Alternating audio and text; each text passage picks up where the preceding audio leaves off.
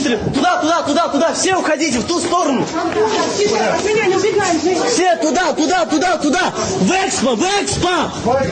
Бәрін нұсқаулыққа сәйкес істедім. Қырғызстандық 15 жастағы жасөспірім теракт кезінде 100 адамды қалай құтқарғанын айтып берді. Ресейлік ақпарат көздері Мәскеу маңында орналасқан Крокус Сити Холл концерт залында болған шабуыл кезінде 15 жастағы қырғызстандық исламның жанқиярлық көзсіз ерлігін жарыса жазып, қызу талқылап жатыр. Жасөспірім орталықтың гардеробында жұмыс істеп жүрген. Теракт кезінде ол 100 шақты адамды ғимараттан аман алып шыққан. Журналистердің мәліметінше, оқушының отбасы Ресейге Қырғызстаннан көшіп келгендеріне біраз уақыт болған. Исламның өзі Ресей Федерациясында туып өскен. Адамдар топырлап кетті, оларды жақсы түсінем. Мен де бірден қашқым келді. Алайда бәрін нұсқаулыққа сәйкес істедім. Қонақтарды дереу сыртқа шығарып, артынша өзім шығуым керек деп ойладым. Адамдарды ғимараттан алып шығып бара жатқанда соңынан еріп жүрдім. Себебі артымызда ешкімнің жоқ екеніне және басқалардың қалып қоймағанына көз жеткізгім келді, деді ол журналистерге берген жауабында. Исламның айтуынша, барлық әкімшіліктегі қызметкерлерге төтенше жағдай кезінде не істеу керектігі туралы бұған дейін нұсқау берілгенін айтты. Сонымен қатар ол сол нұсқауларды